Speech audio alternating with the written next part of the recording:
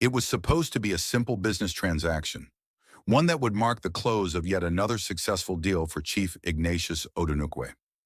A respected businessman, real estate mogul, and philanthropist, he had built a fortune through years of hard work, gaining a reputation for both his wealth and generosity. But on that fateful day in December 2019, what seemed like just another routine business meeting turned into something far more sinister. Chief Odunukwe had been in negotiations for months with an interested buyer who claimed to want one of his prime properties. The price was set, the terms were agreed upon, and all that was left was to sign the necessary documents.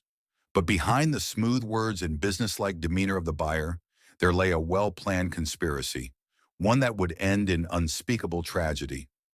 On the day of the supposed transaction, Chief Odunukwe left home, assuring his family he would return shortly.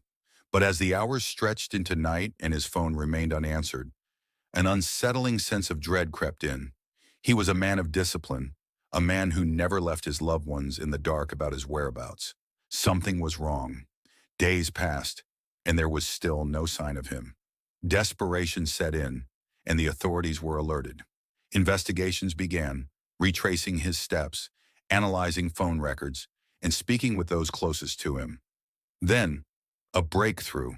His car was found, abandoned and untouched, yet he was nowhere to be seen.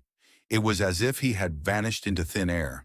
The police intensified their search, turning their focus to the last people he had been in contact with. All roads led to a man named Arinze Igwe, a supposed businessman who had arranged the deal. But when questioned, his story was riddled with inconsistencies. Surveillance footage and phone tracking placed him in locations that contradicted his version of events. The cracks in his alibi widened, and soon the horrifying truth began to surface. Chief Odunukwe had never left the meeting alive. Upon arriving at the agreed location, a hotel room, the criminals sprang their trap. They subdued him, strangled him to death, and in a horrifying act of cruelty, dismembered his body to conceal the crime. They then placed his remains in a sack and discarded it in a remote forest, believing they had erased all evidence of their actions. Their motive? Greed. The killers, led by Arinze Igwe, had no intention of buying the property. Their real objective was to obtain the property's original documents, forge his signature, and claim ownership.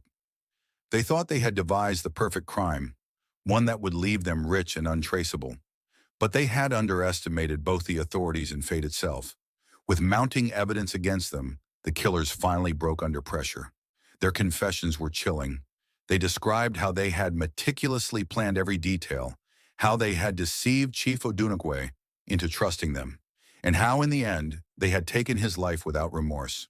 Their arrogance had made them careless, leaving behind digital footprints and witness testimonies that sealed their fate. When Chief Odunukwe's remains were finally discovered, the news sent shockwaves across the nation.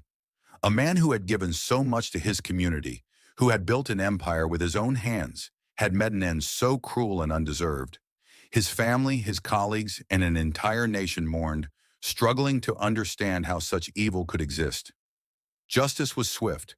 The perpetrators were arrested, charged, and faced the full weight of the law. But even as they were taken away in handcuffs, it did little to erase the pain and devastation they had caused.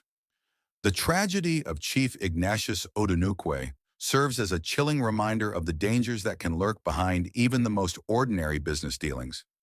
A man who had spent a lifetime building his legacy was taken by those who saw only an opportunity for greed. But in the end, justice prevailed. His killers thought they could get away with murder. They thought they had covered their tracks. But the truth has a way of surfacing, no matter how deep it is buried.